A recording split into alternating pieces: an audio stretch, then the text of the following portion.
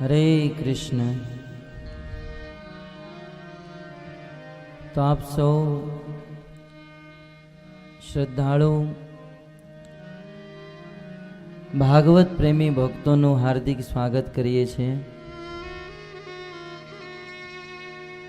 परम सौभाग्य छे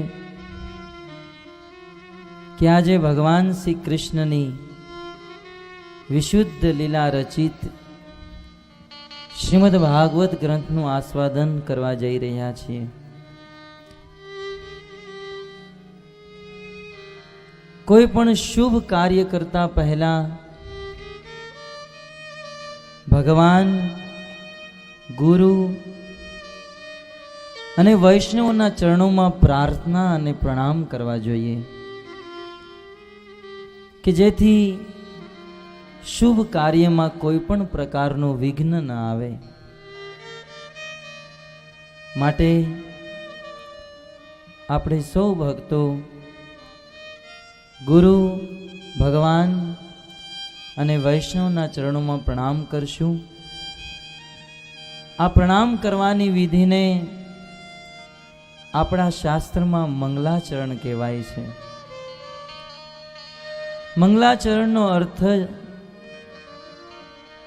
મંગલ આચરેત ઇતિ મંગલાચરણ। મંગલ કાર્યના પ્રારંભમાં કે મંગળમય વસ્તુ કરતા પહેલા જેનું ઉચ્ચારણ કરવામાં આવે એને મંગલાચરણ કહેવાય।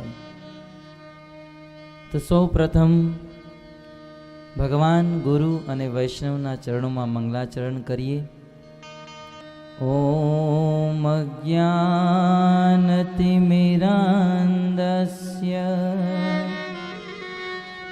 ज्ञानाञ्जनशलाकया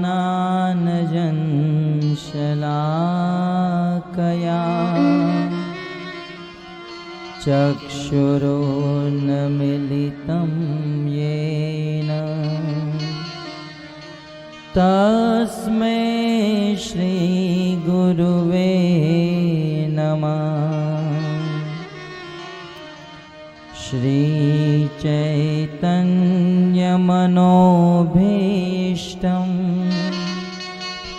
स्थापितं येन भूतले स्वयं रूप कदा मह्यं ददाति स्वपदान्तिकम्।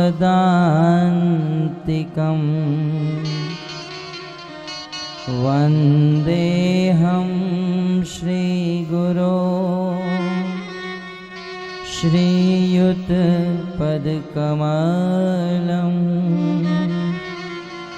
श्रीगुरून् वैष्णवांश्च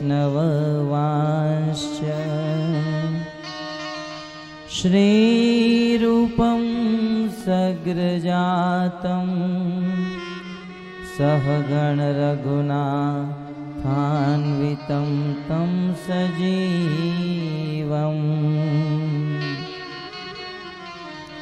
साद्वैतं सावधूतं परिजनसहितं कृष्णचैतन्यदेवं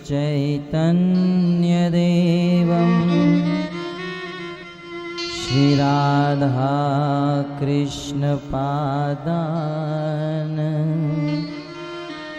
सहगण ललिता श्रीविशाखान्वितांश्च।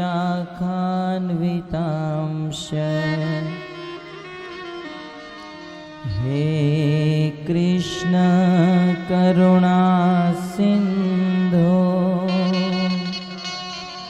दीनबंधो जगत्पते गोपेश गोपिका कांत राधा कांत नमोस्तुते।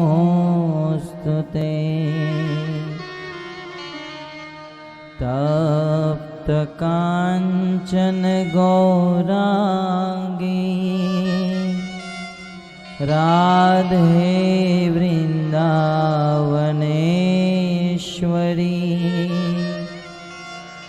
वृषभानुसुते देवी प्रणमामि हरिप्रिये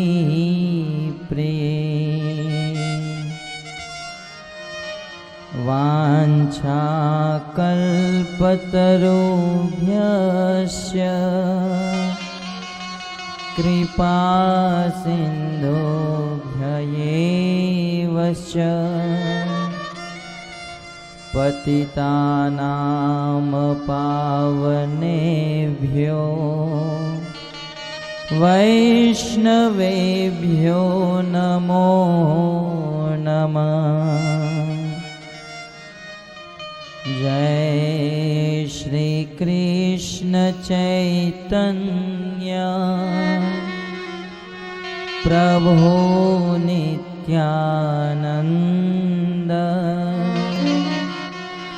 श्री अद्वैत गदाधर श्रीवासादि श्री गौर भक्तवृंद। हरे कृष्णा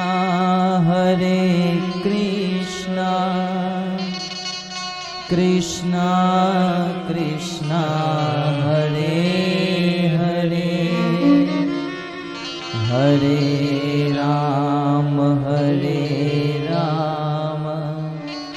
राम राम हरे हरे हरे कृष्णा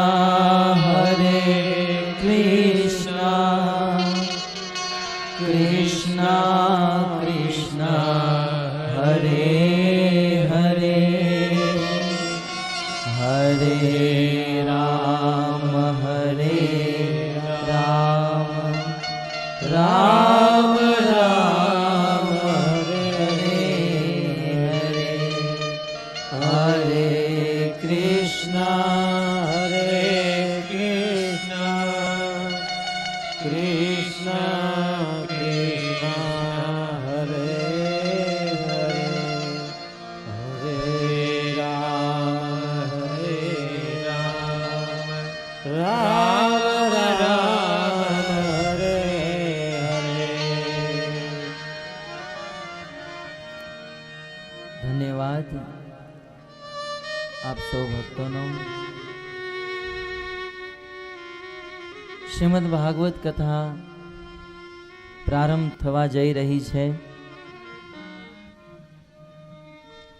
કોઈ પણ કાર્ય સંપૂર્ણ અને સંપન્ન ત્યારે ગણાય જ્યારે તે કાર્યથી ભગવાન પ્રસન્ન હોય। આપણે જીવનમાં કેટલું પણ મોટું કાર્ય કરીએ પણ જો ભગવાન પ્રસન્ન ન હોય તો એ કાર્ય પૂર્ણ ન થયું કહેવાય। તો આપણે આ કાર્ય સંપૂર્ણ કરવાનું છે અને કાર્યમાં ભગવાનને પ્રસન્ન કરવા માટે ગીત ગાવું બહુ જરૂરી છે। ગોવિંદ ગીતથી પ્રસન્ન થાય છે। માટે ભાગવત કથાના પ્રારંભમાં આપણે 10 મિનિટ કૃષ્ણને પ્રસન્ન કરવા, ગોવિંદને પ્રસન્ન કરવા તેમના નામનું અને તેમની લીલાનું ગાન કરીશું। આંતરરાષ્ટ્રીય કૃષ્ણ ભાવનામૃત સંઘના આચાર્ય એસી ભક્તિવેદાંત સ્વામી શીલ પ્રભુપાદજી તેમના દરેક પ્રવચનના પ્રારંભમાં આ ભજનનું ઉચ્ચારણ કરતા। તેની પરંપરાને જારી રાખવા માટે આપણે પણ ભગવાનના પવિત્ર નામ, પવિત્ર લીલાનું ગાન કરીએ। બહુ ઓછા શબ્દો છે પણ પવિત્ર શબ્દ છે।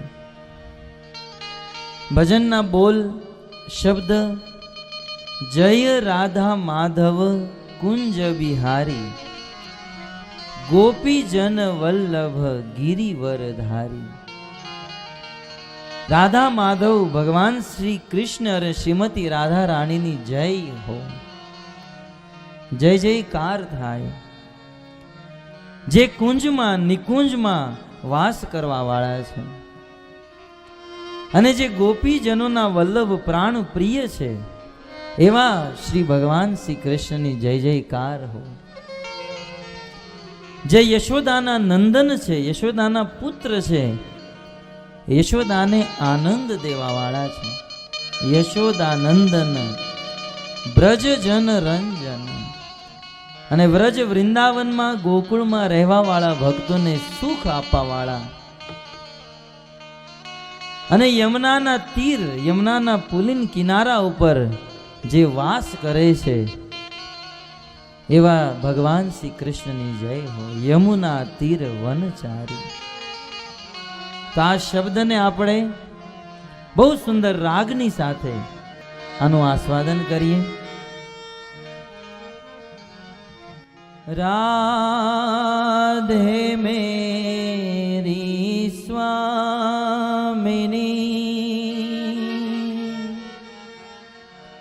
મેં રાધે કો દાસ,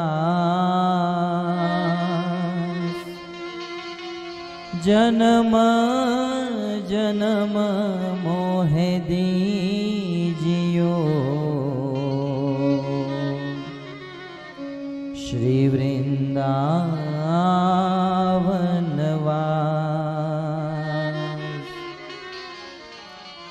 રાધા તું બડ ભાગિની,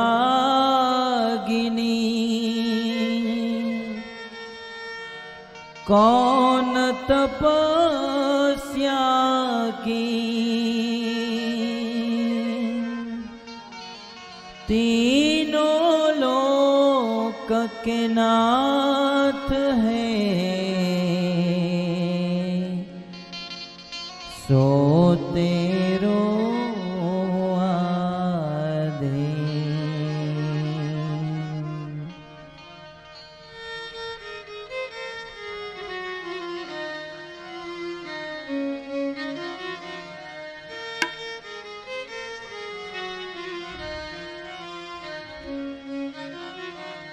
जय राधा माधव कुंज बिहारी, जय राधा माधव कुंज बिहारी, जय राधा माधव कुंज बिहारी,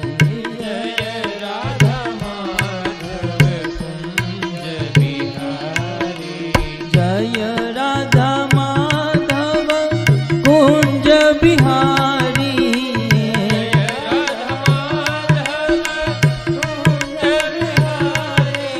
जय राधा कुंज बिहारी, जय राधा माधव कुंज बिहारी,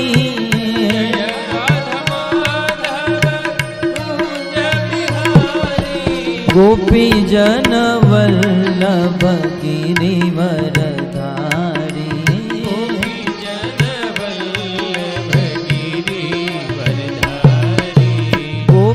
जन वल्लभ गिरिवरधारी,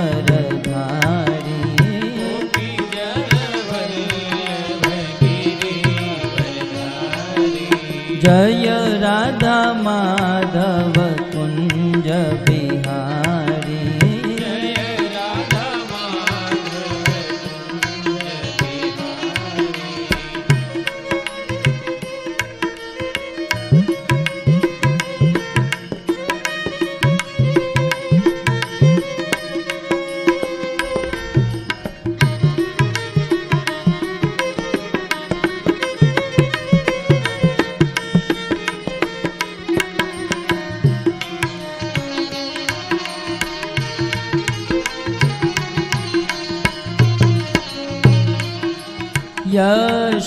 यशोदानंदन ब्रज जन रंजन,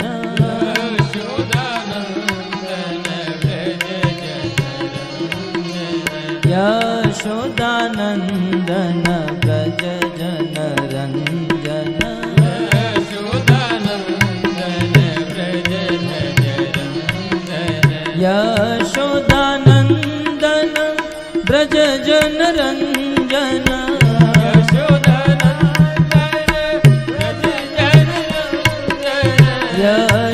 यशोदानन्दन ब्रज जन रञ्जन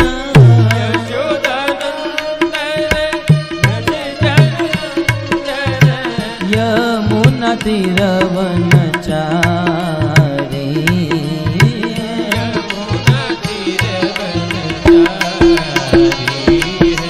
यमुना तीरवनचारी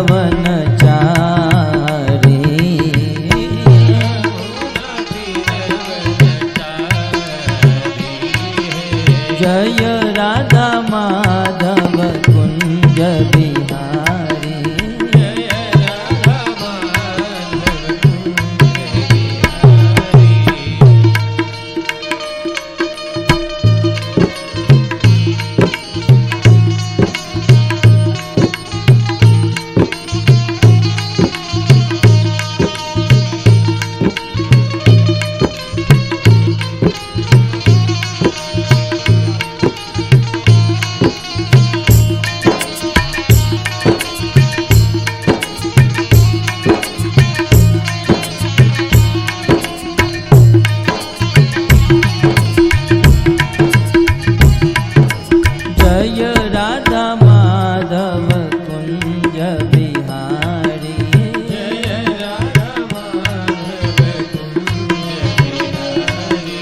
जय राधा माधव कुंज बिहारी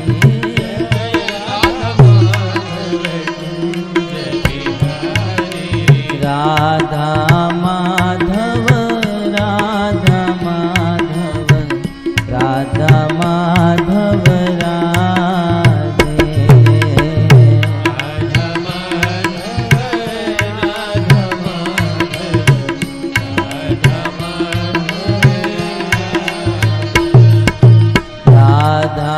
गिरिधारी राधा गिरिधारी राधा गिरिधारी राधे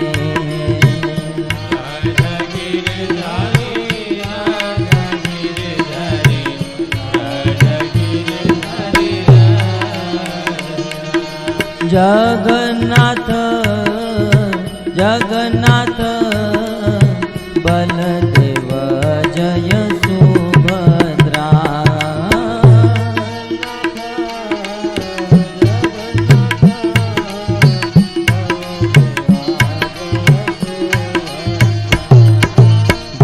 गौरनिताय जय गौरनिताय गौरनिताय जय गौरनिताय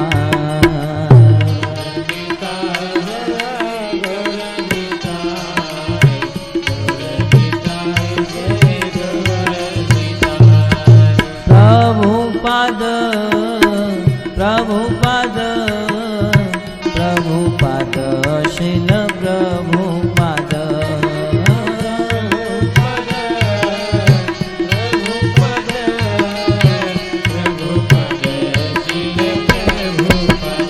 जय जय प्रभुपाद प्रभुपाद प्रभुपाद प्रभुपाद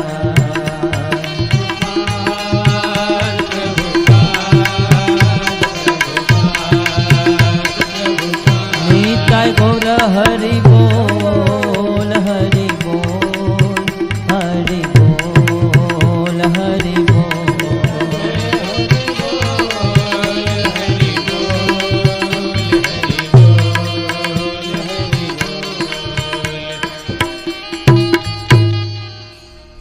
श्री श्याम सुंदर भगवान की राधा गिरधारी भगवान की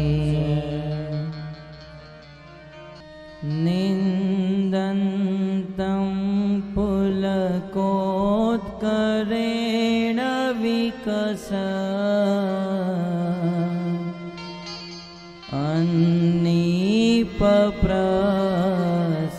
अन्नीपप्रसुञ्छविम् प्रोद्वीर्कृत्य भुजद्वयं हरिहरि युचे वदन्तं मुहुः नृत्यन्तं द्रुतमश्रुनिर्जरचये सिञ्चन्त भूर्वितलम् गायन्तं निजपार्षदे परिवृतम् श्रीगौरचन्द्रं नुमः श्रीगौरचन्द्रं नुमः।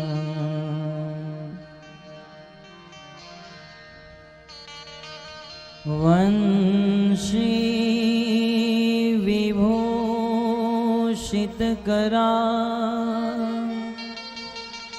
नवनीरदाभा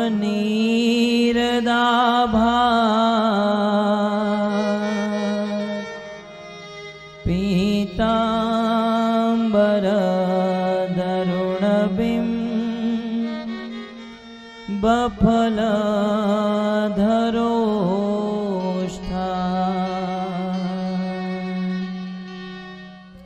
पूर्णेन्दुसुन्दरमुखा अरविन्दनेत्रा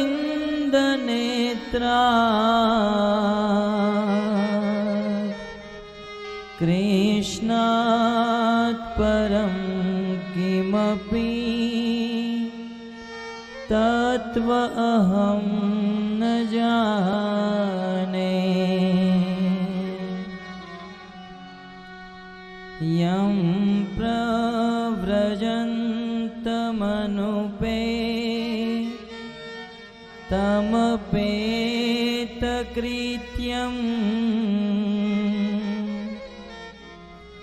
द्वैपायनो विरहका तर आजुहाव पुत्रेति तन्मयतया तरवोऽभिनेदु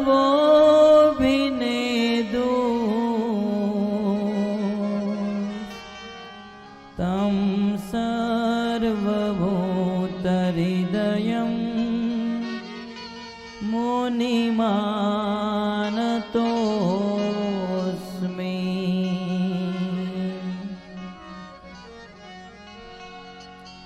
यः स्वानुभावमखिलं श्रुतिसारमेकम्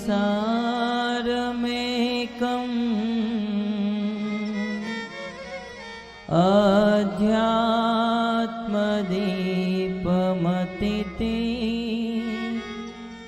तीर्षतां तमोऽन्धम्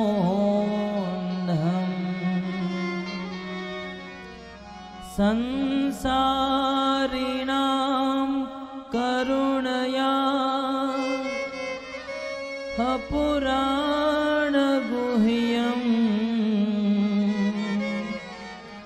तं व्याससूनमुपया मे गुरो मुनीना।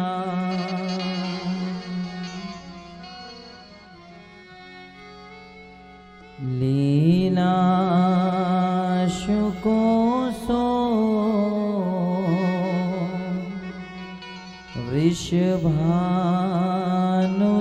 वृषभानुजाया पवित्रचञ्चो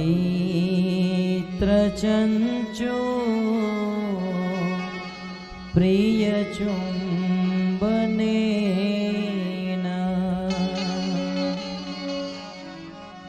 एकान्तिको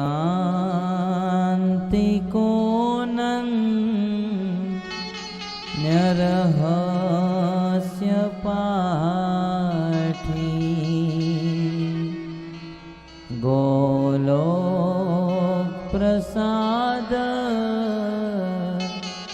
सदा निवासी।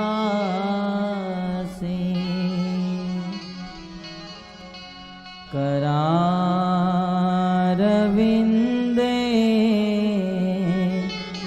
न पदारविन्दम्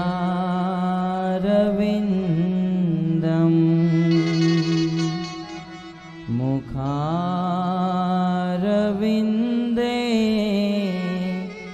विनिवेशयन्तम्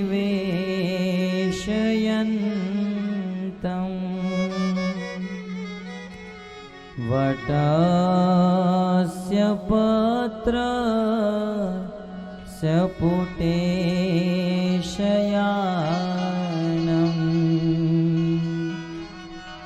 बालं मुकुन्दं मनसा स्मरामि।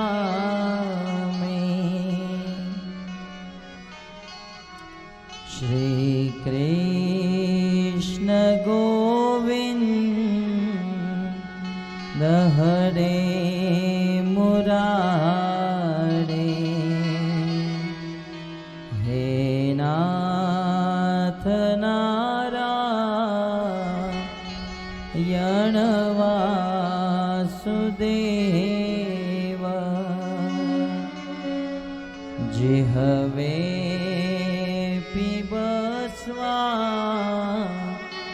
मृत में तदेव,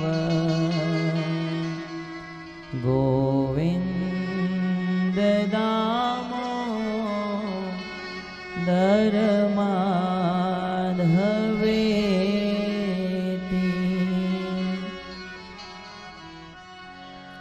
विक्रेतु कामा खिल गोपकन्या,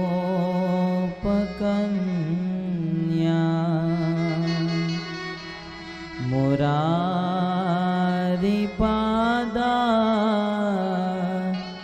पितचित्तवृत्ते,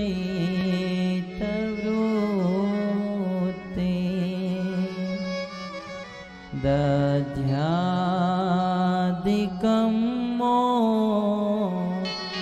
हवशादवोच, गोविन्द दामोदर माधवेति,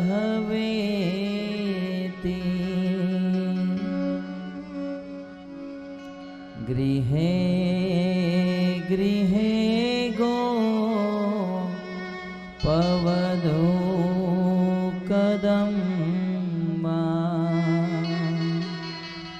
सर्वे मिलित्वा समवाययोगे,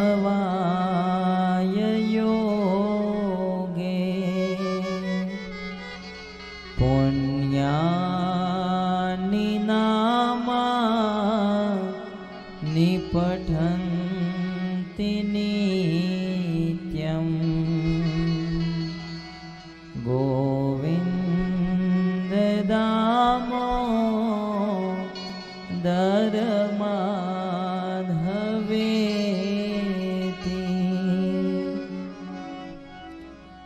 प्रचोदिताये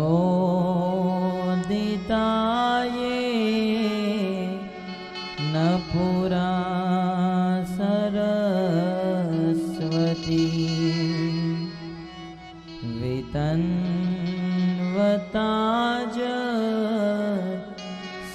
सतीं स्मृतिं हृदि, स्वलक्षणा प्रादुर्भूत किलास्यत, समे ऋषीणा ऋषभ प्रसीदता,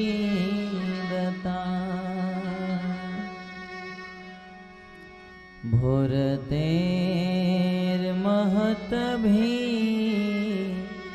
यैमा पुरो विभो, निर्मायशेते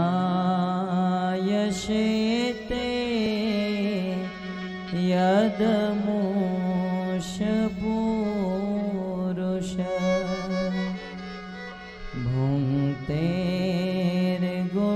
षोडशात्मक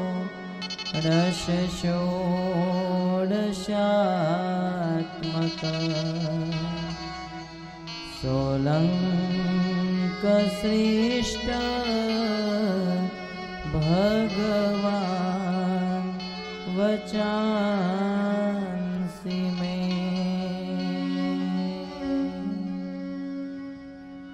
हरे कृष्ण। कथा प्रारंभ करता पहला अपना आराध्य भगवान श्री श्री राधा गिरधारी जीना चरणों में कोटि कोटि प्रणाम करूँ छूं कि जेनी कृपा थी तेमना ज गुणगान तमारी समक्ष गान करी सकूं। तदंतर विश्वना नाथ केवल पृथ्वी ज नहीं, केवल ब्रह्मांड ज नहीं, अपितु अनंत अनंत करोड़ों ब्रह्मांड ना नाथ एवा जगन्नाथ जीना चरणों में कोटि कोटि वंदन करूं छूं। तेमनी साथे साथे तेमनी बहन सुभद्रा जीना चरणों में अने भक्ति में बळ प्राप्त करवा वाला, बळ प्रदान करवा वाला बलदेव जीना चरणों में कोटि कोटि प्रणाम करूं छूं। तत्पश्चात कलयुग पावन अवतार करुणा वरुणालय भगवान श्री कृष्ण कलयुगना जीवोनो उद्धार करवा माटे आजथी 528 वर्ष पूर्व श्रीमती राधा राणीनो भाव स्वीकार करी चैतन्य महाप्रभुना रूपे आ संसार में आ धराधाम में अवतरित थया। एवा करुणा वरुणालय चैतन्य महाप्रभुना चरणों में कोटि कोटि प्रणाम करूं छूं। जेनी कृपा थी आ सिद्धांत रूपी सागर ने हूँ समझी सकूं अने आप सौने समझावी सकूं। तत्पश्चात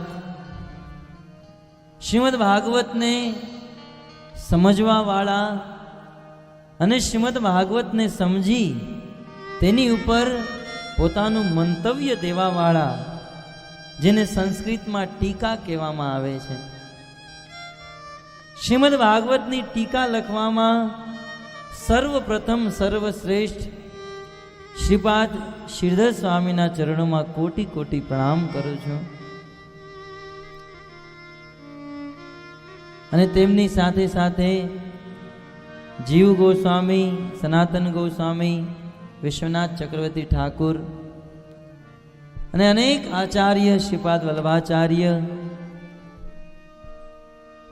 इत्यादि आचार्यनो चरणों में कोटि कोटि प्रणाम करूं छूं कि जेथी एमणे जेवी रीते भागवत ने समझ्યું છે અને ભાગવત ને સમજી सुबोधिनी के पछी भावार्थ दीपिका नामक टीका में जे कांई लख्युं छे एने समझी अने एमना भाव ने तमारी वच्चे राखी सकूं। तत्पश्चात श्रीमद भागवतनी सरल टीका लखवा वाला अने आ भागवत रूपी ज्ञान ने न केवल भारत अपितु विश्व ब्रह्मांड में प्रचार करवा वाला अंतरराष्ट्रीय कृष्ण भावना अमृत संघना संस्थापक आचार्य ऐसी भक्ति वेदांत स्वामी श्री प्रभुपाद जी ना चरणों में कोटि कोटि वंदन करूं छूं।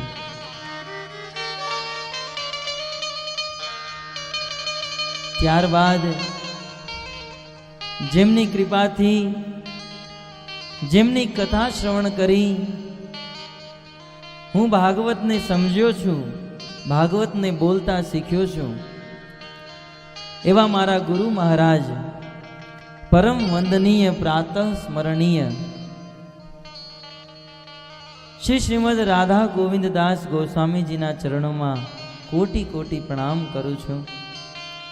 જેના આશીર્વાદથી આપ સૌ ભક્તોની વચ્ચે હું અહીંયા ઉપસ્થિત થયો છું. અને તેની સાથે સાથે મારા અસંખ્ય શિક્ષા ગુરુ, જેની પાસેથી મને શાસ્ત્રનું જ્ઞાન પ્રાપ્ત થયું છે, એવા સમસ્ત શિક્ષા ગુરુના ચરણોમાં કોટી કોટી વંદન કરું છું. અને ત્યારબાદ પરમ સૌભાગ્ય પ્રદાન કરવાવાળા, જેની ઉપસ્થિતિથી આ વાતાવરણ આધ્યાત્મિક કરવાવાળા આપણી વચ્ચે બિરાજમાન એવા અવધ કિશોર પ્રભુના ચરણોમાં શત શત વંદન. અને તેમની સાથે સાથે સુગ્રીવદાસજીના ચરણોમાં શત શત વંદન કરું છું. અને સાથે સાથે સ્વામિનારાયણ ગુરુકુલથી આવેલ, ક્ષમા કરજો નામ ભૂલી ગયો છું, કોટી કોટી વંદન કરું છું. અને મોઢેરા ગામથી આવેલા પરમ ભક્તના ચરણોમાં શત શત વંદન કરતાની સાથે અહીંયા પધારેલા ભાગવત પ્રેમી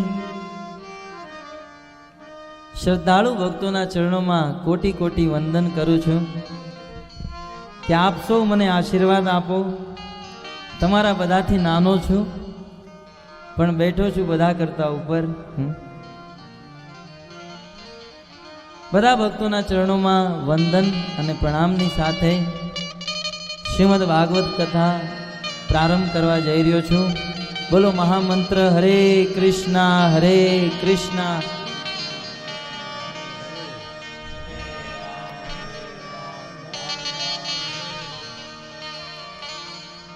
પરમ સૌભાગ્ય છે કે આજે આપણે એક સાથે શ્રીમદ ભાગવતનું શ્રવણ કરવા માટે ઉપસ્થિત થયા છીએ. વાસ્તવમાં આ ભાગવત કથા શ્રવણ કરવાનો શ્રેય આ માણામોરા ગામમાં રહેવાવાળા મોહનભાઈ નાથાભાઈ સવાણીને જાય છે. અને તેમના પરિવાર નરેશભાઈ, દિનેશભાઈ અને હસમુખભાઈ,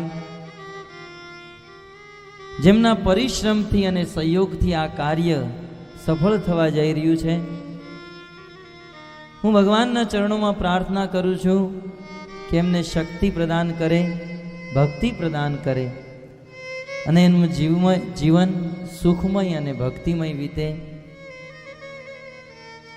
એમને હું ભૂરી ભૂરી ધન્યવાદ આપું છું કે જેમણે ભાગવત કથા કરવા માટે મારી જેવા એક બદ્ધ, એક મૂર્ખ જીવને અહીંયા આમંત્રિત કર્યો છે. જેમની વિશેષ કૃપાથી ભગવાનના ગુણગાન કરવા માટે વ્યાસ આસન ઉપર હું અહીંયા બેઠો છું. બહુ બહુ ધન્યવાદ. અને હવે આપણે શ્રીમદ ભાગવત પ્રારંભ કરીએ. બોલો ગ્રંથરાજ શ્રીમદ ભાગવતમ કી. પરમ મંગલમય પરાત્પર અખિલેશ્વર અકારણ કરુણા વરુણાલય ભક્ત વાંછિત કલ્પતરુ અનંત કોટી બ્રહ્માંડના નાથ પિતાંબરધારી ભગવાન શ્રી કૃષ્ણની વાંગમય મૂર્તિ આ શ્રીમદ ભાગવત મહાપુરાણનું શ્રવણ કરવા માટે આપણે બધા અહીંયા ઉપસ્થિત થયા છીએ. વાસ્તવમાં આપણું પરમ સૌભાગ્ય છે કે ભાગવત કથા શ્રવણ કરવાનો અવસર પ્રાપ્ત થયો છે. કહેવાય છે કે હજારો હજારો જન્મોના જ્યારે પુણ્ય એક સાથે ઉદય થાય ત્યારે ભગવાનના ભક્ત એવા વૈષ્ણવોનો સંગ પ્રાપ્ત થાય છે. એટલે જ તો આપણા શાસ્ત્રમાં કીધું છે ભાગ્યોદયેન બહુ જન્મ સમર્જિતેન સત્સંગમ ચ લભતે પુરુષો યદાવે. જ્યારે કરોડો કરોડો જન્મના પુણ્ય અને સુકૃતિ એક સાથે એકત્રિત થાય ત્યારે વ્યક્તિ ભાગ્યશાળી બને. અને એવા ભાગ્યશાળી વ્યક્તિને સત્સંગમ ચ લભતે, સત્સંગ પ્રાપ્ત થાય, સંતોનો સંગ પ્રાપ્ત થાય. ભક્તો, સંતોનો સંગ થવો, ભક્તોની વચ્ચે બેસવું, આ કાંઈ સાધારણ વાત નથી. બધા શાસ્ત્રોમાં સંતોની મહિમા બહુ ગાવામાં આવી છે. ગોસ્વામી તુલસીદાસજી તો અહીંયા સુધી કહે છે, મુદ મંગલમય સંત સમાજુ, કે છે મુદ મંગલમય સંત સમાજુ, જો જગ જંગમ તીર્થ રાજુ. સંતોનો સંગ, સંતોનો સમાગમ તીર્થરાજ પ્રયાગની સમાન છે. સંતોનો સમાગમ તીર્થ કરતા પણ વિશેષ છે. કારણ કે ભગવાનના ભક્તો, સંતો જે જગ્યા ઉપર જાય, જે સ્થાનમાં વાસ કરે, એ સ્થાન પવિત્ર થઈ જાય. ઘણી વખત લોકોને સંશય થાય કે જ્યાં ભાગવત કથા, ભાગવત સપ્તાહ થતી હોય ત્યાં નૈમિષારણ્ય ભૂમિ કે સુકતાલ આવી રીતે કેમ લખતા હશે? આ તો માણામોરા ગામ છે. પણ ભક્તો,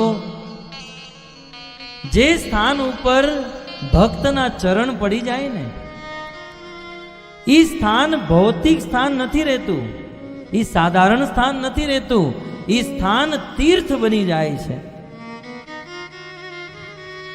શ્રીમદ ભાગવતના 3ય સ્કંદમાં મૈત્રેય મુનિ ઉદ્ધવજીને કહે છે કે ભગવાનના ભક્તો તીર્થને પણ તીર્થ બનાવવા વાળા છે. તીર્થમ કુર્વંતિ તીર્થાની. ભગવાનના ભક્તો જ્યાં એકત્રિત થાય ત્યાં પરમ સુખ પ્રાપ્ત થાય છે. તીર્થરાજ પ્રયાગ કરતા પણ વિશેષ ભગવાનના ભક્તોનો સંગ છે.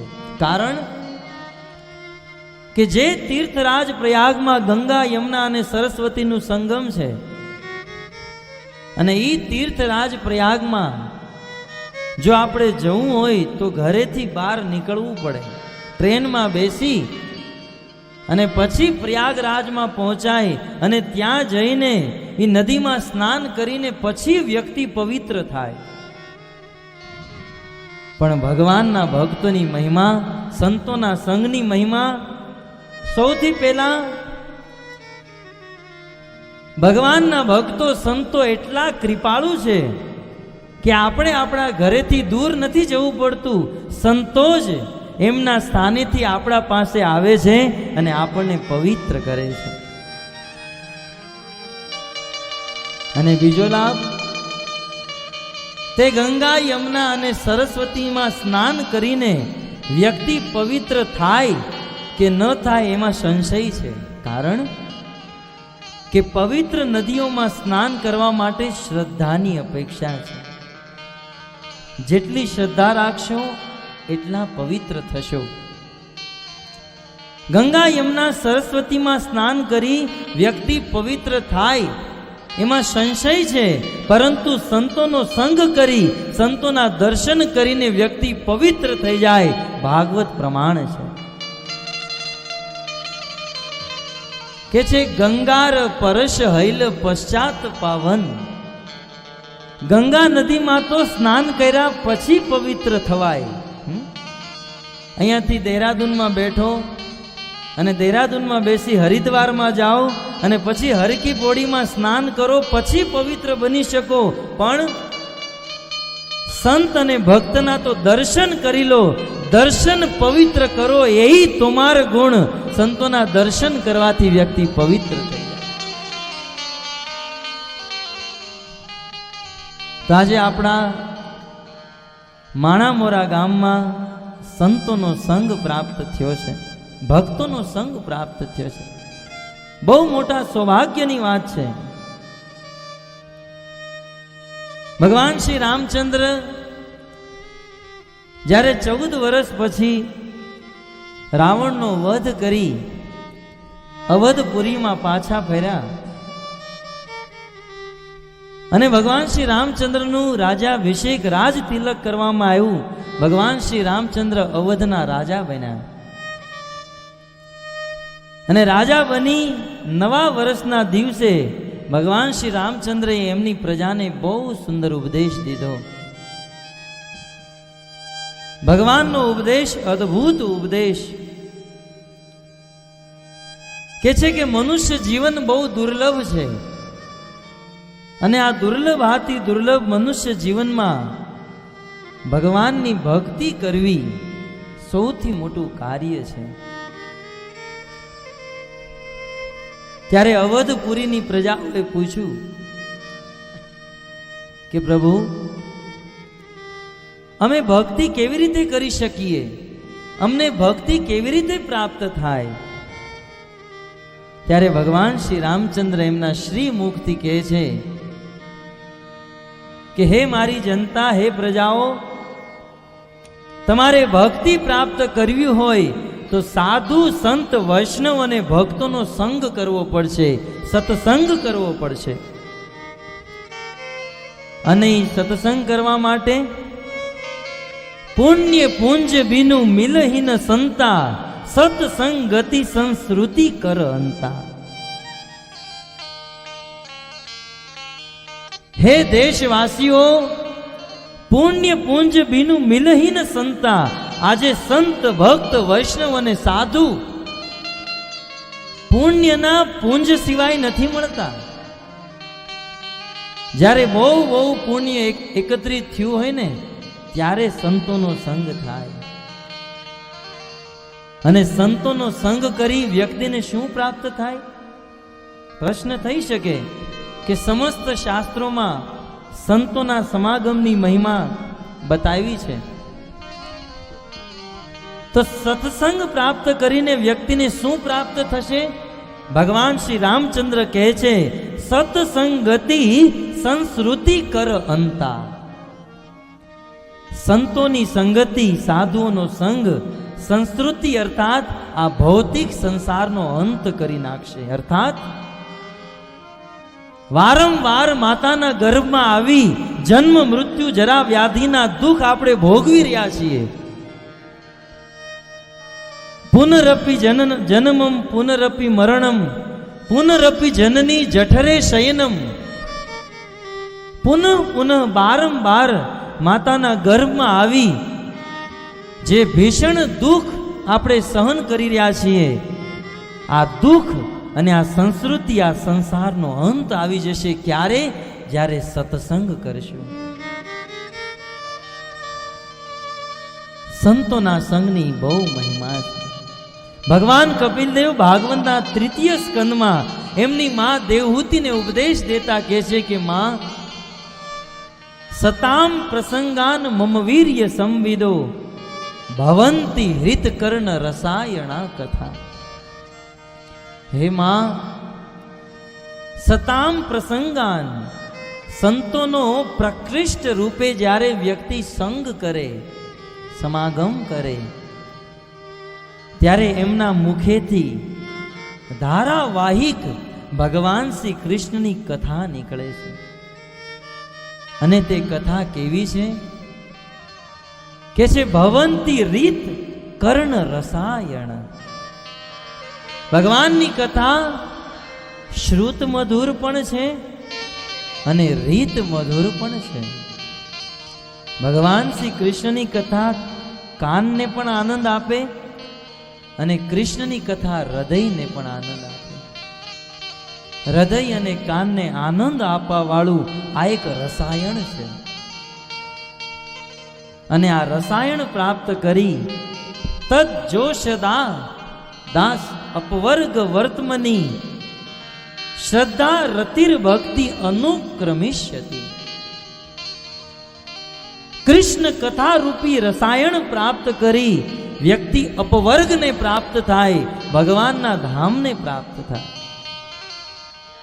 એટલું જ નહીં, ભગવાનની કથા જો નિરંતર સાંભળવામાં આવે તો એમાં શ્રદ્ધા ઉત્પન્ન થાય, રતિ ઉત્પન્ન થાય, પ્રેમ ઉત્પન્ન થાય અને જીવન સુખમય બની જાય. તો બધી વાતનો સાર સત્સંગ થવો જીવનનો સૌથી મોટો લાવો છે. અને આ સત્સંગ ક્યારે પ્રાપ્ત થાય? જ્યારે ભાગ્યોદયેન, જ્યારે ભાગ્યનો ઉદય થાય. જ્યારે ભાગ્યનો ઉદય થાય, જ્યારે વ્યક્તિ ભાગ્યશાળી બને ત્યારે સત્સંગ પ્રાપ્ત થાય.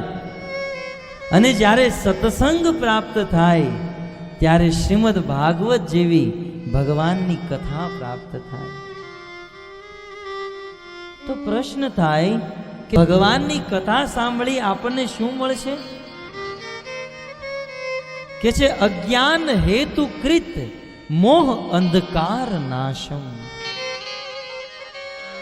આ સંસારમાં બધા દુખી છે, એક વ્યક્તિ પણ એવો નથી કે જે સુખી હોય. અને ભક્તો, દુઃખનું કારણ છે અજ્ઞાન. મોહ અને અજ્ઞાન આ બંને દુઃખનું કારણ બને છે. પણ જો કોઈ વ્યક્તિ ભગવાનની કથા શ્રવણ કરે, ભાગવત શ્રવણ કરે, તો મોહ અને અજ્ઞાનથી ઉત્પન્ન થયેલા દુઃખથી મુક્ત થઈ જાય. અને તેની સાથે સાથે વિદ્યાય હિ તદો દયતે વિવેક, એને વિવેક ઉત્પન્ન થાય, શુદ્ધ જ્ઞાન પ્રકટ થાય.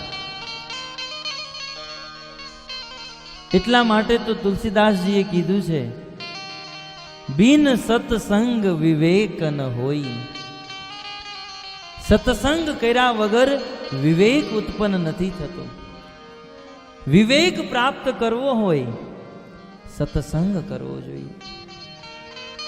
અને સત્સંગ કરીને ભગવાનની કથા સાંભળવી જોઈએ. તો આજે આ માણામોરા ગામમાં રહેવા વાળા ભક્તોને બહુ સુંદર મોકો હાથમાં આવ્યો છે, પ્રાપ્ત થયો છે. સંતોનો સંગ, તેની સાથે સાથે ભાગવત કથા, અને ભાગવત કથા પછી ભગવાનનો શુદ્ધ પ્રસાદ. જીવનના સૌથી શુભ અવસર આ કથાના માધ્યમથી આપણે ઉજવશું. સૌથી વધારે સુખમય દિવસ. નીતિકાર ચાણક્ય પંડિત કહે છે કે જ્યાં પર્યાપ્ત માત્રામાં ભોજન કરવા માટે પ્રસાદ હોય, રહેવા માટે સારું ધાબાવાળું ઘર હોય, અને જ્યાં ભગવાનની કથા ચાલતી હોય, તો પછી એવા વ્યક્તિને સ્વર્ગમાં કે વૈકુંઠમાં જવાની જરૂર નથી. વૈકુંઠ અહીંયા જ છે, જ્યાં ભગવાનની કથા, ભગવાનનો પ્રસાદ અને ભગવાનના ગુણગાન અને કીર્તન ચાલતું હોય. તો આજે આ માણામોરા ગામ, માણામોરા નથી રહ્યું, નૈમિષારણ્ય બની ગયું છે. પવિત્ર તીર્થ સ્થાન થઈ ગયું છે. માટે આ તીર્થ સ્થાનમાં રહી ભાગવત કથાનો, ભાગવત પ્રસાદનો અને ભગવાનના કીર્તનનો પૂરેપૂરો લાભ લઈ લેવો જોઈએ. આવો આપણે પ્રસંગને આગળ વધારીએ. ભાગવત પોથી યાત્રા હોવાને કારણે સમય ઘણો વીતી ગયો. આપણી પાસે બહુ ઓછો સમય છે, પણ આપણે શરૂ કરી દઈએ. ભાગવત કથાનું આસ્વાદન 7 દિવસ સુધી કરશું. પણ ભાગવત કથા સાંભળવા માટે ભાગવતમાં વિશ્વાસ હોવો બહુ જરૂરી છે. શ્રીમદ ભાગવતના સિદ્ધાંત, શ્રીમદ ભાગવતનું જ્ઞાન હૃદયમાં ત્યારે જ ઉતરે જ્યારે ભાગવત પ્રત્યે શ્રદ્ધા હોય. ન તથા શ્રદ્ધયા લોકે, જ્યાં સુધી વિષય વસ્તુ પ્રત્યે શ્રદ્ધા ઉત્પન્ન નથી થતી ત્યાં સુધી એ વિષય વસ્તુને આપણે સ્વીકાર નહીં કરી શકીએ. તો માટે વિષય વસ્તુ પ્રત્યે, ભાગવત પ્રત્યે શ્રદ્ધા હોવી બહુ જરૂરી છે. અને આ શ્રદ્ધા ઉત્પન્ન કરવા માટે ભાગવતની મહિમા જાણવી બહુ જરૂરી છે. એટલા માટે શ્રીમદ ભાગવતમાં ઘણા બધા અધ્યાયોમાં ભાગવતની મહિમાનું ગાન થયું છે. તો આવો ભાગવતના પ્રારંભમાં આપણે ભાગવતની મહિમા જાણીએ. આમ જોવામાં આવે તો ભાગવતની મહિમા ભાગવતમાં પ્રાપ્ત નથી થતી. ભાગવતની મહિમા સ્કંદ પુરાણ અને પદ્મ પુરાણમાં દીધી છે. ભાગવતની મહિમા ભાગવતમાં એટલા માટે નથી કારણ કે પોતાની મહિમા પોતાને ગાવી આ તો આત્મશ્લાઘા કહેવાય. જ્યારે કોઈ વ્યક્તિ પોતાના જ વખાણ કરતો હોય તો પોતાના વખાણ કરવા વાળો વ્યક્તિ વાસ્તવમાં આત્મશ્લાઘી છે. અને બુદ્ધિમાન વ્યક્તિ જુએ કે આ વ્યક્તિ પોતાના વખાણ કરે છે તો તરત સમજી જાય કે આ અહંકારી છે અથવા આ મૂર્ખ છે. તો શ્રીમદ ભાગવતમ આત્મશ્લાઘાના દોષથી મુક્ત છે. ભાગવતની મહિમા ભાગવતમાં નહીં, પદ્મ પુરાણ અને સ્કંદ પુરાણમાં ગાઈ છે. તો પદ્મ પુરાણ અંતર્ગત ભાગવતની મહિમા શ્રી વેદ વ્યાસજી બહુ સુંદર શબ્દોમાં લખે છે. આવો આપણે ભાગવતની મહિમા પ્રારંભ કરીએ પદ્મ પુરાણથી. શ્રી વેદ વ્યાસજી ભાગવત મહિમા પ્રારંભ કરતા પહેલા ભગવાનના ચરણોમાં પ્રાર્થના કરે છે, નમસ્કાર કરે છે. આવો આપણે પણ નમસ્કાર કરીએ. સચ્ચિદાનંદ રૂપાય વિશ્વપત્યાદિ હેતવે તાપત્રય વિનાશાય શ્રી કૃષ્ણાય વયમ નમઃ.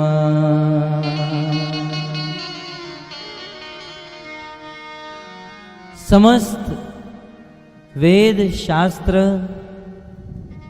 પુરાણ, ઉપનિષદ, રામાયણ અને મહાભારતના પ્રણેતા ભગવાન શ્રી કૃષ્ણના શક્ત્યાવેશ અવતાર શ્રી વેદ વ્યાસજી શ્રીમદ ભાગવતની મહિમા ભગવાનના ચરણોમાં પ્રાર્થના કરીને કરે છે. શ્રી કૃષ્ણાય વયમ નુમઃ. ભગવાન શ્રી કૃષ્ણચંદ્રને નુમઃ અર્થાત અમે પ્રણામ કરીએ છીએ. વેદવ્યાસજીની બુદ્ધિ, વેદવ્યાસજીનું મન વિશાળ છે. એટલા માટે વેદવ્યાસજી બહુવચનમાં ભગવાનને પ્રણામ કરે છે. નહીં તો વેદવ્યાસજી ભગવાનને નમઃ શબ્દ કહી શકે. નમઃ શબ્દ એક વચનમાં અને નુમઃ શબ્દ બહુવચનમાં. નુમઃ શબ્દ કહી વેદવ્યાસજી સંસારના બધા લોકોને સાથે લઈ એમના બધા શિષ્યોની સાથે ભગવાન શ્રી કૃષ્ણના ચરણોમાં વંદન કરે છે, પ્રણામ કરે છે. ભાગવતના પ્રત્યેક શબ્દમાં મર્મ, પ્રત્યેક શબ્દમાં ગૂઢ રહસ્ય છુપાયેલા છે. ભગવાન શ્રી કૃષ્ણની આગળ શ્રી શબ્દ લગાડવામાં આવ્યો છે. શ્રી શબ્દના ઘણા અર્થ થાય. શ્રીનો અર્થ થાય સૌભાગ્ય, શ્રીનો અર્થ થાય સુંદરતા, શ્રીનો અર્થ થાય સુખ આનંદ, શ્રીનો અર્થ થાય લક્ષ્મી, અને શ્રીનો એક અર્થ થાય શ્રીમતી રાધા રાણી. શ્રીજી તો ભગવાન શ્રી કૃષ્ણ શ્રીથી યુક્ત છે, ધનથી, સુંદરતાથી, આનંદથી, લક્ષ્મીથી અને શ્રીમતી રાધા રાણીથી યુક્ત છે.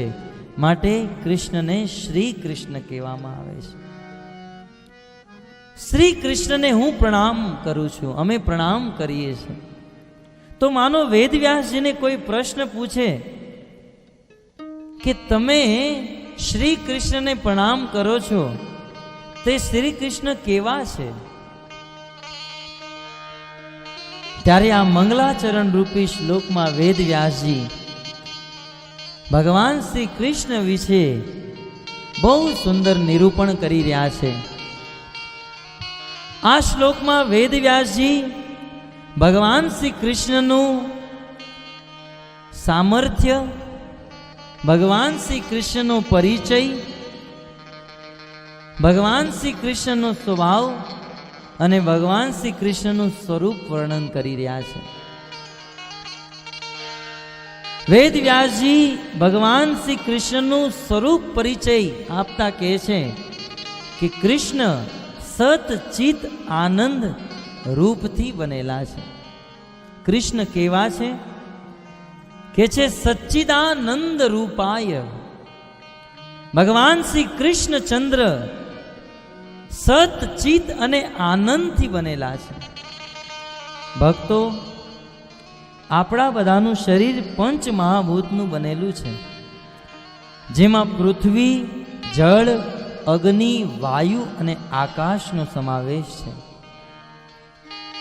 પણ ભગવાન શ્રી કૃષ્ણનું શરીર આપણી જેવું નથી. ભગવાન સચ્ચિદાનંદ વિગ્રહ છે. ભગવાનમાં કોઈ પંચ મહાભૂત નથી. ભગવાનમાં સત છે. સતનો અર્થ થાય શાશ્વતતા, ચિત્તનો અર્થ થાય ચેતનતા, અને આનંદનો અર્થ થાય સુખમય. ભગવાન શ્રી કૃષ્ણ શેનાથી બનેલા છે? તો કે છે ભગવાન શ્રી કૃષ્ણ આનંદથી બનેલા છે, જેમાં નિત્ય નિરંતર આનંદ ભરેલો છે. એટલે જ ઉપનિષદે જ્યારે કૃષ્ણ શબ્દની વ્યાખ્યા કરી, ભગવાન શ્રી કૃષ્ણ શબ્દનો અર્થ જ થાય, ઉપનિષદમાં લખ્યું છે કૃષિ ભૂવાચક અણચ નિવૃત્તિ વાચક તયેર એક્ય પરઃ બ્રહ્મ કૃષ્ણ અપી અભિધીયતે. કૃષ્ણ શબ્દમાં જેનો સંધિ વિચ્છેદ કરવામાં આવે તો બે શબ્દ છે, કૃષિ અને અણ. કૃષ્ણ તો કૃષિ શબ્દનો અર્થ થાય ઉત્પન્ન થવું. આપણે ગામડાઓમાં ખેતરમાં કૃષિ ઉદ્યોગ કરે, કૃષિનો અર્થ જ થાય ઉત્પન્ન થવું, નિરંતર ઉત્પન્નતા. અને અણનો અર્થ થાય આનંદ,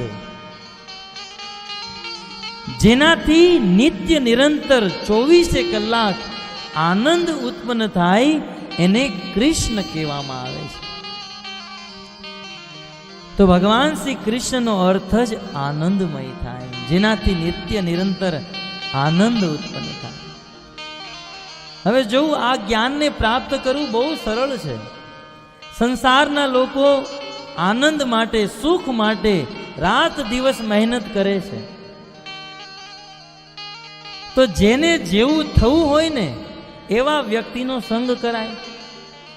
જેને બિઝનેસમેન બનવું હોય એને બિઝનેસમેનનો સંગ કરાય. જેને ચોર બનવું હોય એને ચોરનો સંગ કરાય. જેને ખેડૂત બનવું હોય એને ખેડૂતનો સંગ કરાય. અને જેને આનંદિત થવું હોય, સુખી થવું હોય, એને કોનો સંગ કરાય? જે આનંદિત હોય. અને આનંદિત કોણ છે? ભગવાન શ્રી કૃષ્ણચંદ્ર. બોલો હરે કૃષ્ણ હરે કૃષ્ણ.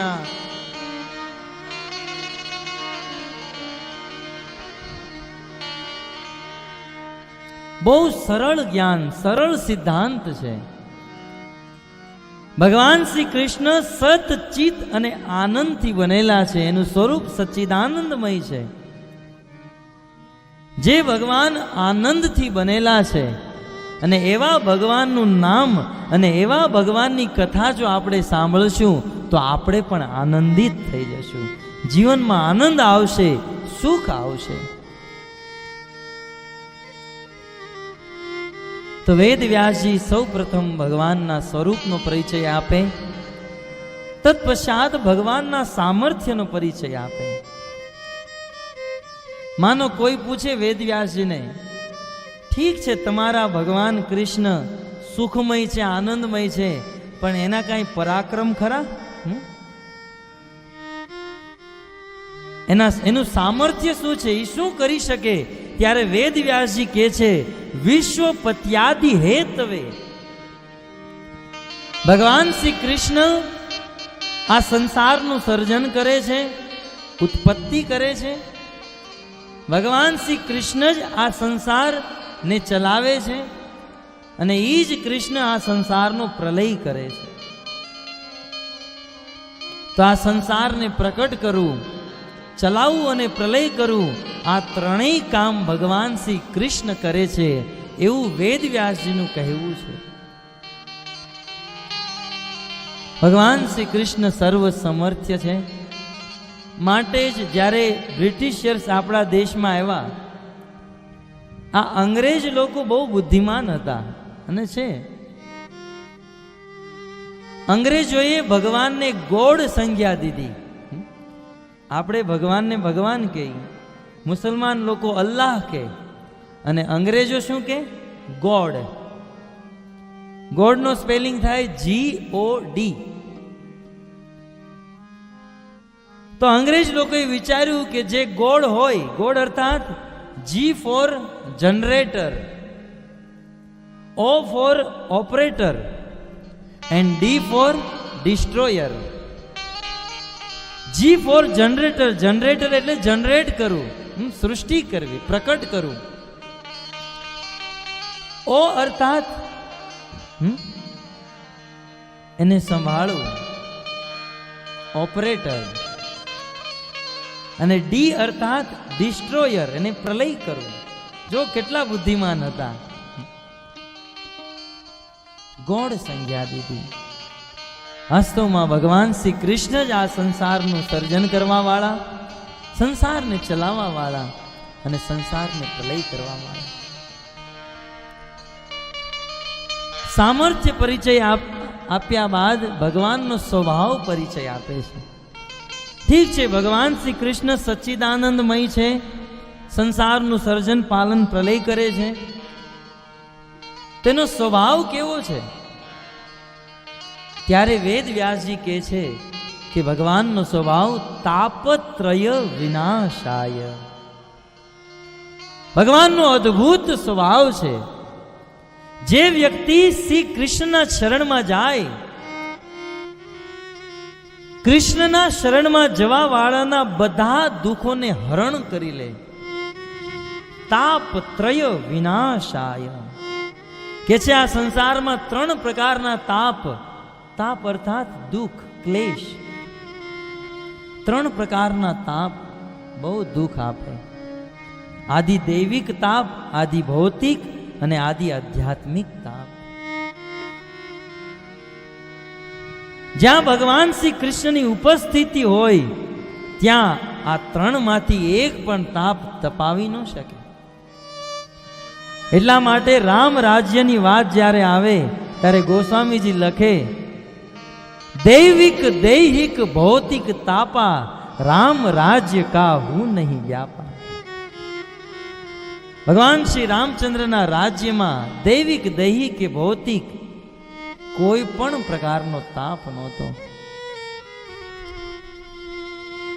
જો કોઈ વ્યક્તિ ભગવાન શ્રી કૃષ્ણનું શરણ ગ્રહણ કરે, ભગવાન શ્રી કૃષ્ણનું નામ લે અથવા કૃષ્ણની કથા સાંભળે, એના જીવનમાં ક્યારેય દુઃખ ન આવે. આ છે આ ભગવાનનો સ્વભાવ પરિચય.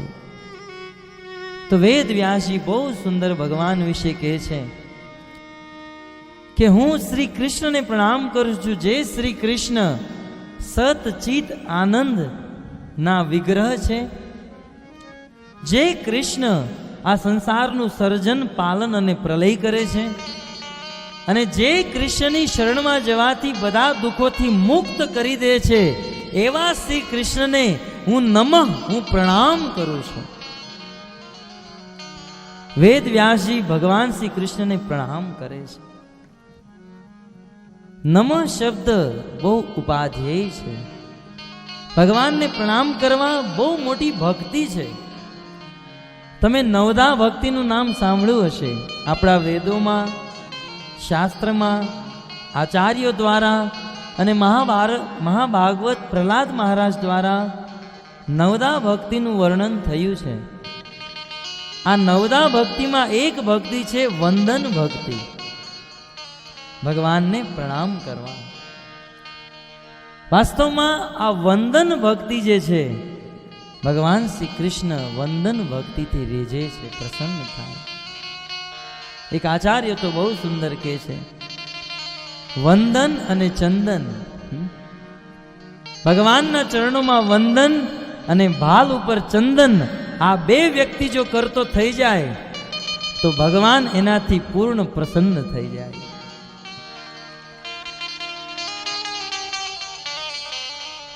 પણ દુર્ભાગ્ય છે સંસારના લોકોનું, જ્યાંથી ચંદન પ્રાપ્ત થાય છે એ ગોપી તળાવ અને દ્વારકા બાજુમાં છે, બહુ લાંબે નથી, છતાંય ચંદનથી કરોડો કિલોમીટર દૂર, ક્યારેય માથા ઉપર લગાડે નહીં. વિદેશમાં રહેવા વાળા, અહીંયાથી 7 સમુદ્ર પાર રહેવા વાળા ભારતમાંથી લઈ જઈ પોતાના માથા ઉપર ચંદન લગાડે, અને દુર્ભાગ્ય બાજુમાં ગોમતી અને બાજુમાં ગોપી તળાવ, દ્વારકા અને ભાલ ઉપર ચંદન. ભગવાન શ્રી કૃષ્ણના મંદિર અને ભગવાનના વિગ્રહ સામે પણ ભગવાનને નમન નહીં, સંસારમાં સૌથી મોટું દુર્ભાગ્ય છે. ભગવાનને નમન કરવા સૌથી મોટી ભક્તિ. વેદ વ્યાસજી ભાગવતના પ્રારંભમાં ભગવાનને પ્રણામ કરે છે. આ ભાગવતમાંથી બીજું કઈ શીખો કે ન શીખો, પણ પ્રણામ કરવાનું અવશ્ય શીખી લેજો. ભગવાનને પ્રણામ કરવા જોઈએ. મહાભારત તો તમે બધા જાણતા હશો. મહાભારત ગ્રંથમાં 1,00,000 શ્લોક છે.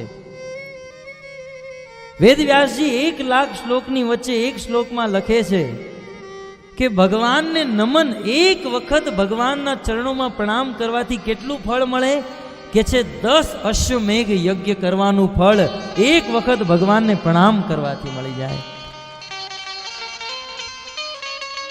10 અશ્વમેઘ યજ્ઞ જાણો છો? કળિયુગમાં તો અસંભવ છે, કારણ કે અશ્વમેઘ યજ્ઞ કરવા માટે શુદ્ધ ઘી જોઈએ. કોણ શુદ્ધ ઘી આપે છે? આજે ડબલ 3 ગણા પૈસા આપો છતાંય શુદ્ધ ઘી મળતું નથી. શુદ્ધ બ્રાહ્મણ જોઈએ, શુદ્ધ મંત્ર જોઈએ. પણ એવા 10 અશ્વમેઘ યજ્ઞ ભગવાનના એક પ્રણામ બરાબર છે. આટલું લખીને વેદવ્યાસજી વિચારમાં પડી ગયા, અરે બાપરે બાપ, ભૂલ થઈ ગઈ. વેદવ્યાસજીએ વિચાર્યું કે હજી આમાં કઈ ઘટે છે, એટલે આ શ્લોકના ઉત્તરાર્ધમાં વેદવ્યાસજી લખે છે 10 અશ્વમેઘી પુનરેતિ જન્મ. જો કોઈ વ્યક્તિ એક નહીં પણ 10 અશ્વમેઘ યજ્ઞ કરી લે, છતાંય એને બીજી વખત જન્મ લેવો પડે છે. 10 અશ્વમેઘ યજ્ઞ કરવા વાળો વ્યક્તિ ફરીથી આ સંસારમાં જન્મ લેવો પડે છે. પણ એક વખતે નંદ નંદન ભગવાન શ્રી કૃષ્ણના ચરણોમાં ઝૂકી જાય, પ્રણામ કરી લે તો કે છે કૃષ્ણ પ્રણામી ન પુનર્ભવાય. એ પછી ક્યારેય આ સંસારમાં આવતો નથી, ભગવાનના ધામને પ્રાપ્ત થઈ જાય છે. ભગવાનના ચરણોમાં પ્રણામ કરવાની આ મહિમા છે. જન્મ જન્માંતરના બંધનોથી મુક્ત થઈ ગયું. માટે ભક્તો, મનુષ્ય જીવન પ્રાપ્ત થયું છે એટલે આ મસ્તકને ભગવાનના ચરણોમાં ઝુકાવી દેવું જોઈએ. ગોસ્વામી તુલસીદાસજી રામચરિતમાનસમાં બહુ સુંદર કહે છે. ગોસ્વામીજી તો અહીંયા સુધી કહે છે કે મનુષ્ય જીવન પ્રાપ્ત કરી જે વ્યક્તિ પોતાના ગુરુ અને ભગવાનના ચરણોમાં મસ્તક નથી ઝુકાવતો એવા મસ્તકને તો કાપી નાખવા જોઈએ. 100 શિર કટી સંબર તુલા, જોન નમત ગુરુ હરિપદ મૂલા. ગુરુ અને હરિના ચરણોમાં જેનું મસ્તક ઝૂકતું નથી, પ્રણામ નથી કરતા, એનું માથું એ તો ઈ કરી શકે. આપણે તો જેલમાં વયા જઈએ, આપણે તો બોલી શકીએ ભાઈ. પણ જો સંસારમાં બહુ આશ્ચર્યમય વાત છે. આ સંસારમાં રહેવા વાળો માનવી હજામને ત્યાં પોતાનું માથું ઝુકાવી દેશે, માથું ઝુકાવીને બેસી જશે. સંસારમાં રહેવા વાળો મનુષ્ય હજામને ત્યાં પોતાનું માથું ઝુકાવી દેશે, પોતાની પત્નીની સામે માથું ઝુકાવી દેશે, પણ ભગવાનની સામે ક્યારેય નહીં ઝુકાવે. દુર્ભાગ્ય છે સંસારમાં. એક વખત કે છે ભાવ અભાવ જરૂરી નથી કે પ્રેમથી ઝૂકે. ચાલતા ચાલતા કદાચ ભગવાનના ચરણોમાં પડી ગયા હોય છતાંય ભગવાન તો એમ જ સમજે કે આ મને દંડવટ પ્રણામ કરી રહ્યો છે. ભક્તો, સમય આપણી પાસે બહુ ઓછો છે.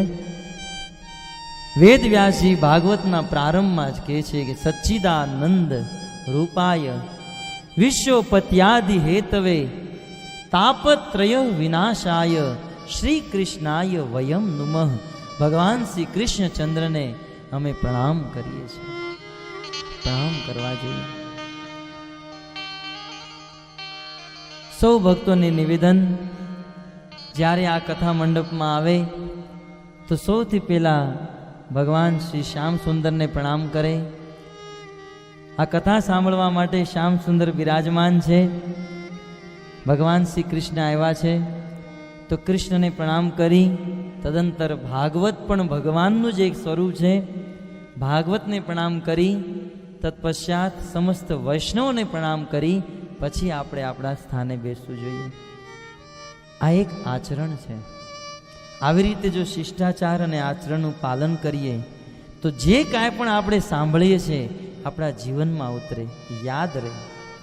એ તો ઘણી વખત લોકો પ્રશ્ન કરે કે અમે 3 કલાક સાંભળી પણ 3 મિનિટનું યાદ નથી રહેતું. યાદ રાખવા માટે આચરણ જોઈએ. તત વિદ્વી પ્રણિપાતેન પરિપ્રશ્નેન સેવયા. ભગવદ્ ગીતામાં ભગવાન શ્રી કૃષ્ણ અર્જુનને જ્ઞાન પ્રાપ્ત કરવાની વિધિ જ્યારે બતાવે ત્યારે સૌથી પહેલા કહે છે તત વિદ્વી પ્રણિપાતેન, પ્રણામ કરીને ઝૂકીને જ્ઞાન પ્રાપ્ત કરવું જોઈએ. તો સૌ ભક્તોને નિવેદન, ભાગવત સાંભળતા પહેલા, ભાગવતમાં આવતા પહેલા ભગવાનને પ્રણામ કરે. અને કેવલ 7 દિવસ માટે જ નહીં, જીવનભર રોજ સવારમાં ઉઠી ગુરુ ભગવાનના ચરણોમાં પ્રણામ કરી, માતા પિતાના ચરણોમાં પ્રણામ કરી આપણા દિવસનો પ્રારંભ કરવો જોઈએ.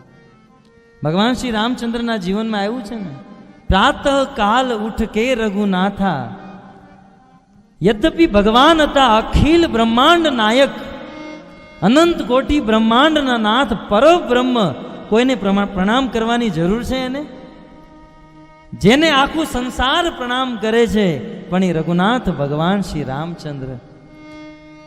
આપની આચરિત પ્રભુ જીવે રસિકાય, પોતાના આચરણથી સંસારના લોકોને શીખવાડે કે હું ભગવાન છું, છતાંય ગુરુ માતા પિતાના ચરણોમાં પ્રણામ કરું છું, તમે તો સાધારણ જીવો છો.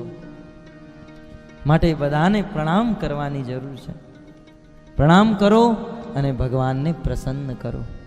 હરે કૃષ્ણ કૃષ્ણ કૃષ્ણ હરે.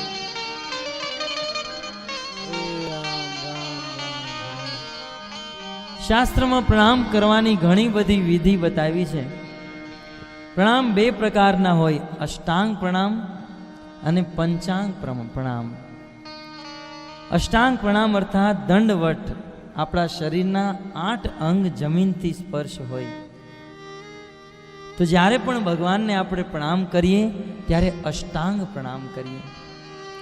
ઘણી વખત લોકોનો પ્રશ્ન થાય કે આ હરે કૃષ્ણ વાળા, ઇસ્કોન વાળા આડા પ્રણામ કેમ કરતા હશે? ભગવાનને તો સીધા પ્રણામ, મસ્તક ભગવાન બાજુ હોવું જોઈએ.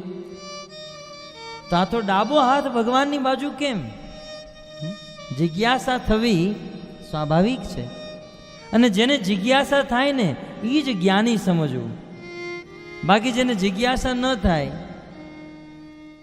કાતોક તો એને કાંઈ ખબર નથી પડતી, કાતોક તો એ વ્યક્તિ સૂતા છે. જિજ્ઞાસા થવી જોઈએ.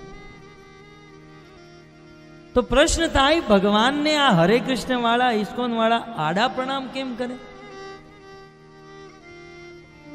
તો સત્ય છે કે ભગવાનને સીધા જ પ્રણામ કરવા જોઈએ. પણ બહુ સુંદર ભાવ છે કે ભગવાન જે જગ્યાએ ઊભા હોય ને ત્યાં ભગવાન એકલા ન હોય, ભગવાનની સામે સમસ્ત દેવી દેવતા ઊભા હોય.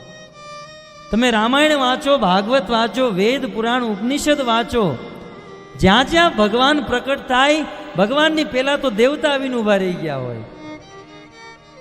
ભગવાન શ્રી રામચંદ્રના અવતારમાં, કૃષ્ણ અવતારમાં ભગવાનની સામે દેવી દેવતા અથવા એમના ભક્તો જરૂર ઊભા હોય, અથવા ભગવાનની સામે ગરુડ સ્તંભ હોય. તો જ્યારે આપણે ભગવાનને સામે મસ્તક રાખીને પ્રણામ કરીએ તો મસ્તક તો ભગવાનની સામે હોય, સારી વાત છે, પણ આપણા ચરણ ભગવાનના ભક્ત અથવા દેવતાઓ સામે વયા જાય. તો ભગવાન જેટલા પૂજનીય છે એટલા જ પૂજનીય સમસ્ત દેવી દેવતા પણ છે, એટલા જ પૂજનીય વૈષ્ણવ અને ભક્તો પણ છે. તો આપણે ભગવાનની સામે મસ્તક રાખીએ અને દેવી દેવતાઓ પાસે આપણા ચરણ રાખીએ, એ સારી વાત ન કહેવાય. એટલા માટે શાસ્ત્રમાં ભગવાનને પ્રણામ કરવાની બહુ સુંદર રીત બતાવી છે કે તમે એવી રીતે પ્રણામ કરો જેનાથી ભગવાન તરફ કે ભગવાનના ભક્તો તરફ કે દેવી દેવતાઓ તરફ ચરણ ન જાય, જેનાથી અપરાધ ન લાગે. એટલા માટે ભગવાન શ્રી કૃષ્ણને અર્થાત અથવા કોઈને પણ આપણે ડાબી બાજુ હાથ રાખી ભગવાનને પ્રણામ કરવા જોઈએ. અને ભગવાન આ પ્રણામને સ્વીકાર કરે છે.